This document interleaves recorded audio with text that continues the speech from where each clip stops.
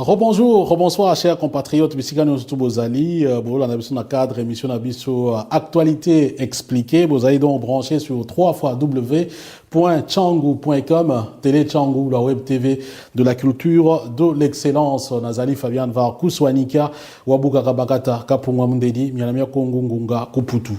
Deuxième partie à l'émission, Ezali donc rencontre politique de grande envergure où ils allaient projeter Awa dans Bruxelles autour il y a Étienne Tshisekedi wa Mulumba. Bolanda qui n'a émission de l'équipe n'a présenté qui yango na yebisa ki bino que voilà en fait Bolanda qui Félix Tshisekedi na Bruno Tshibala bazali respectivement secrétaire national aux relations extérieures il y a UDPS et puis secrétaire général adjoint il y a UDPS. Donc on n'a inventé à rien. Bango, balobi, rencontre wana, ezali autour à Étienne Tshisekedi et puis balobaki, taye boyebi ki na projet na bango, ezali que si jamais les élections ne sont pas organisées dans les délais constitutionnels, alors tokokwea na période de transition et leur souhait ezali que Tshisekedi azala président, il y a transition. Alors, la rencontre est convoquée à Bruxelles par leader politique à opposition, Bakoutan. Alors, premier constat. UDPS a toujours présenté comme la fille aînée de l'opposition. Mais mingi, batoubalobagazouagaba initiative T. Alors pour la première fois, en tout cas à ma connaissance, n'a moni vraiment que UDPS a lobby non, venez, to vanda, to sola, to tala, comment on va faire les choses. Parce que déjà il faut rappeler que UDPS a pro-dialogue et que na opposition, batebele, baza anti-dialogue, c'est peut-être une façon, il y a, qu'on arrondir angle, qu'on a point de vue, ce qui est kokokana ou pas. Donc ça c'est un premier point. Donc je disais que en tant que fille, il y a opposition, initiative T, premier constat, les lots moni UDPS a eu initiative. Bon, en disant première fille aînée à opposition, bon. Il faut aussi dire que c'est une exception. D'accord. Bon, est-ce que opposition, ça veut dire quoi? Fille aînée opposition par rapport à Mobutu? Ou bien opposition dans les pays démocratiques du Congo? Parce que même par rapport à Mobutu, ceux qui ont été de vrais opposants, parce que l'UDPS est né, et c'est un fruit, il y a un père. Bangotu Bazalaki n'a un père. Donc, il y a le UDPS, il y a moi, un père à Bota, parce que UDPS, c'était le parti État. Donc, UDPS, il y a des dissidents, il y a un père. Donc, ça, c'est du point de vue historique. Alors qu'à l'époque, il y avait d'abord des premiers opposants à Mobutu. Toko tanga lokola ba Ginzenga, parce que tango nini ba sali coup d'état, boyebi ba kimaki na Kisangani, après bamsuba comment vendre dans ba pays socialistes ou ba pays soviétiques, tokozonga na ba histoire wanate. Donc to tali pena donc ba fille aînée à opposition et là le quoi ba pesa, hein, le parti solidaire africain avec Baginzenga après qui s'est transformé na Palou. Donc ba fille aînée à opposition wana ba Gaston Gouenier, même Laurent Désiré Kabila, Zaina Maki. Donc de éviter ça de mettre par rapport à Mobutu pour moi. Aza fille aînée à opposition té. Bon, soit par rapport à un père, oui, par rapport à un père, Aza fille aînée à opposition au un père. Donc au Mobutu comme président fondateur du un père, Nakati a un père, Nakati a un système wana. On peut comprendre ça comme ça. Ou alors fille aînée à opposition, en termes, il y a grandeur à ma partie. Ça, hein, importance, installation, implantation dans le Congo, ça on peut encore l'accepter. Bon, même, et puis même à niveau wana. Ce n'est pas parce que aux âmes kassi que comme moi les bosso, c'est pas la famille. Ceux qui ont nanné qui aux âmes balé tout amisato. Bah aux moi lupemba, aux moi chance, comme riche, c'est pas pour le temps. Combien est à famille? Aux âmes la place na yo, mais aux âmes bah évidemment bon, aux âmes kassi, aux âmes mbongo, tous on a les lois, bah candidat, oui, bah candidat, on se voit na balada, vous voyez bien très bien. Hein? Est-ce que pour autant, comme doyen opposition, même si comme chef opposition, bon, hein, ils ont créé, mais tant on a donc, par exemple, donc, osa pour autant chef, osa pour autant aîné, mais osa quand même d'importance. Bref, fermons cette parenthèse-là. Alors, Esengeli Batubaya Basangana. Toyoki que non, tout le monde saura ici. D'ailleurs, cette décision-là, cette rencontre-là est confirmée na bato à G7, notamment na utu kolanda émission à monsieur Endundo, José Endundo Bononge, il y a Zali vice-président à G7. Donc a confirmé que oui, bazana à Bruxelles, na cadre il y a rencontre wana. Na yebi sa une date na une date officielle té. Mais na yebi que les ans na début à mois kaka avant le 10 ndenge na yebi. Na une information na yo qui met total so vous allez confirmer ou pas. Alors pendant que balini ezo salema na Kinshasa bato dynamique bango baza kuna pour basali réunion justement pour décider qu'est-ce qu'il faut faire par rapport à est-ce qu'il va y a Bruxelles ou bien va y a Bruxelles T. Kuna to yoki décision kwei dynamique à l'obité bisoto ke Bruxelles T. Ah mais batata bino to boza opposant bolingi bokende Bruxelles T pona nini bango balobité to kende te pour des raisons suivantes. Babino tozo kende te parce que réunion wana tozo baté que Moussa nango eza nini. Soki eza dans ba yebisi biso babino ba yebi bazui information que ezali Etienne Tshisekedi muta convoquer réunion wana et que balobi eza ba sur masolo dialogue. Abi soki eza pour masolo dialogue bango ba okena bango te parce que bango baza anti dialogue. Et l'ingo le bageso ba ke kuna eza ba ki se dédire, c'est-à-dire c'est comme ne ba ki se contredire bango moko. Bango sala eloko yo à la point et singélité alors que bango position na bango eza bongo te. Donc balobi ba odiete. Ba oya Bruxelles te. Autre réponse balobi a non en plus ba invita qui dynamique était comme structure. C'est-à-dire comme plateforme politique, il fallait pas ça l'invitation, je sais qu'il y a ça l'invitation. Moi je sais que wa Mulumba, j'invite dynamique de l'opposition ba ya na Bruxelles. Babi non ba invitation officielle te.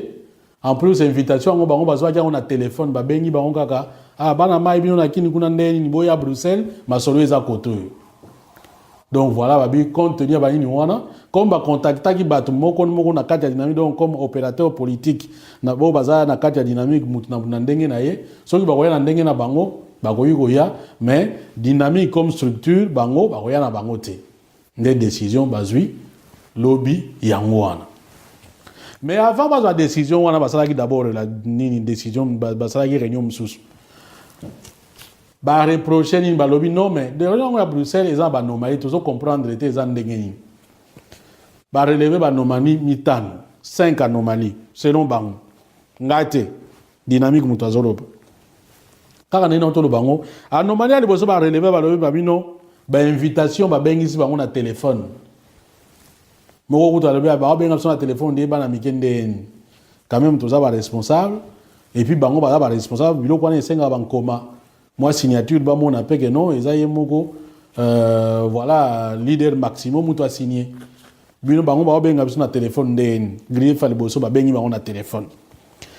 Deuxième anomalie bango ba moni babino quand on est dans tout sabino nini wana basali yango comment voilà na quelques membres batindi na batu ole batinda ngo na structure comme dynamique yango moko wana deuxième anomalie ba monaki. Troisième anomalie ba monaki donc mbeba pona bango ou bien loko moko espèce bango te ou bien loko moko ba moni clarté ezali que aucun cahier de charge n'a été donné. Cahier de charge lingo lobanini par exemple soki boye na Bruxelles tokolobela boye tokolobela boye tokolobela boye babi bayebi eloko moko te bapesi bango ata eloko moko ndingisa moko te ou bien raison moko te ofu baye la Bruxelles balobi eloko moko te. Quatrième anomalie balobi aucune indication sur les frais de transport, de séjour et de prise en charge. Babi mais toya na Bruxelles nani akofuta ticket tikango eza wapi soki toye na Bruxelles tokomela wapi nani akoyamba biso tokolala wapi tokolia wapi tokosala ndenge nini biloko nyonso wana bayebisi bango eloko moko te. Et puis cinquième anomalie o bamoni ezali mais tina ya rencontre wana ezali nini bayebi te but nango ezo poursuivre objectif nini bayebi te. Et puis kombe sokalika mume mpata e uti wapi o ezo sa isa réunion wana Abi yo bengi ça va te opposant soki baza 100. O futela bango ba ticket. O lesa bango. Mbongo wana e uti wapi nani a financer.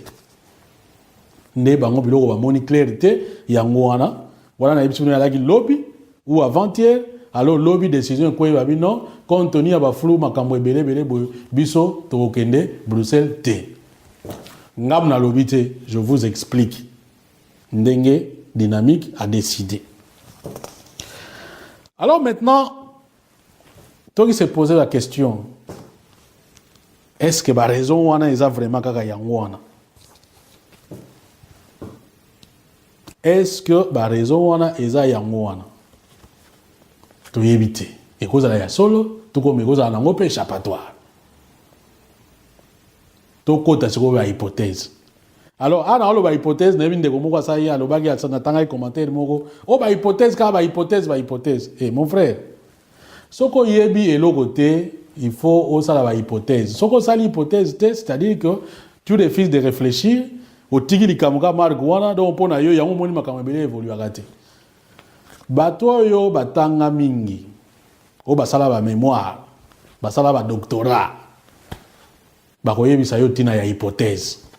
Aucun travail scientifique est salama sans hypothèse. Hypothèse est tout simplement possibilité. Que non, les kamone za boye, et qu'on na domaine nanzela boye.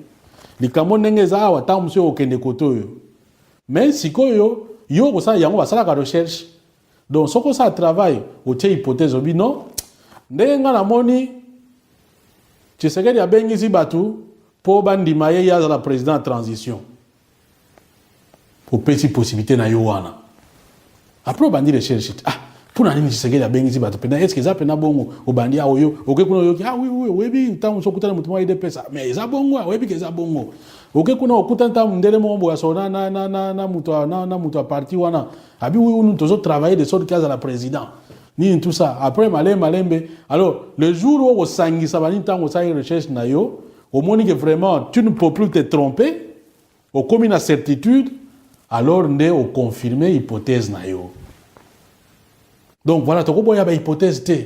Tant que tu ne maîtrises rien, hypothèse ne yo pesa yo ndingisa, oye ba alors à partir hypothèse ne, o ba to ba sala ba travaux, oye ba que non maintenant je n'a appliquer méthode nini pour na yeba confirmer to confirmer hypothèse na ngai confirmer to confirmer ngoloba que non pour na yeba que hypothèse na ngai za solo to eza lokuta nde o choisir méthode o utiliser bon to kota na ba cours théo méthodologie o non soko déduction induction o so ba méthode soko participante soko ba ni comparative consorte to za pesa ba cours awate.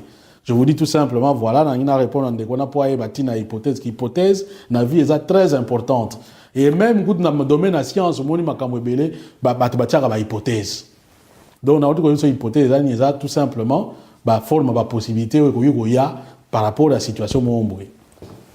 Donc, je disais, qu'est-ce qui justifie Rejewana? Il y a dynamique par rapport, il y a appel, il y a Etienne Tshisekedi.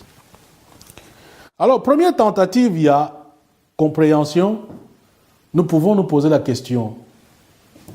Qui compose la dynamique de l'opposition? Parmi les leaders de la dynamique de l'opposition, Boyebi Bango, notamment Bakamere, Fayulu, professeur Matungulu, je pense, professeur Kalele, la dynamique de l'opposition. Or, il y en a aussi qui ont des ambitions d'être président de la République, d'être candidat commun de l'opposition, d'être candidat à la présidence. Est-ce que Batona Nyon surtout d'accord? Baya Bavanda autour de Tshisekedi, oui, Tshisekedi est un candidat commun à l'opposition. Ou bien il faut gérer transition.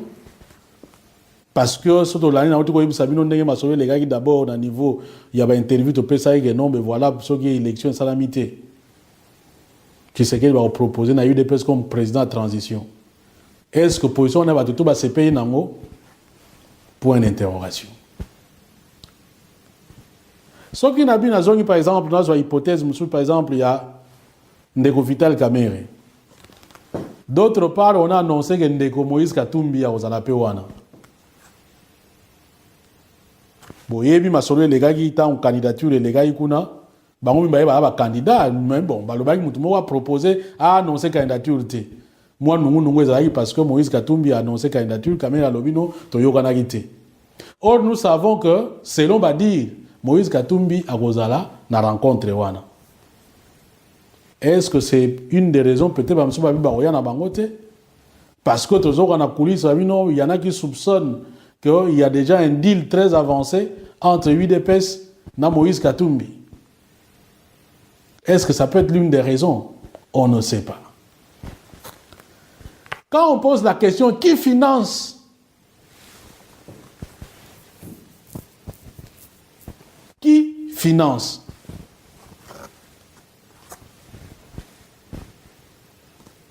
Or, batubalobi, mikolo yo, là, il y a ce panadanzi. Mikolo, dollar. Ngam na lobité, na zoyoka, parce que, biso, ba journaliste, to yoga la mingi. Mais to vérifier rien. Il y a on a vu tout ça dans la hypothèse.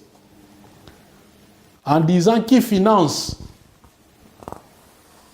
est-ce que les gens ne s'imaginent pas que, même à solo, yo, to yebite, zo kende wapi, ainsi de suite, to kende gabo, to vandi, tam, souswa,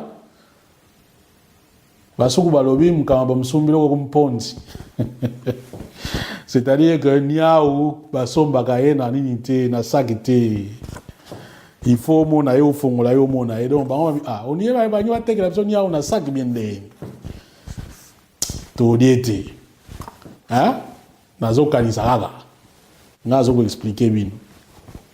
Donc c'est une des possibilités qui peut faire peut-être que nini wana ezali. Mais en dehors de la dynamique, l'idée même, il y a eu des PES opposants, surtout quand on dit autour du président Tshisekedi. Et quand on parle de transition, là aussi, ça peut rebuter certaines personnes. Et ici, nous arrivons à une situation où deux thèses s'affrontent en termes de transition, bien entendu. Alors, quelles sont les deux thèses? Peut-être beaucoup de gens n'en parlent pas. Je vous donne un indice, Moko. Je ne sais pas si vous avez remarqué, Mikolo, silence à Kengo Wadondo. Et les canaux à gauche, et les canaux à droite, et Tali Ekoutoute. Azolo Bailo Komogote. Et pourtant, pendant la concertation, Kengo Azalaki Moutoyo, Azalo Bamingi.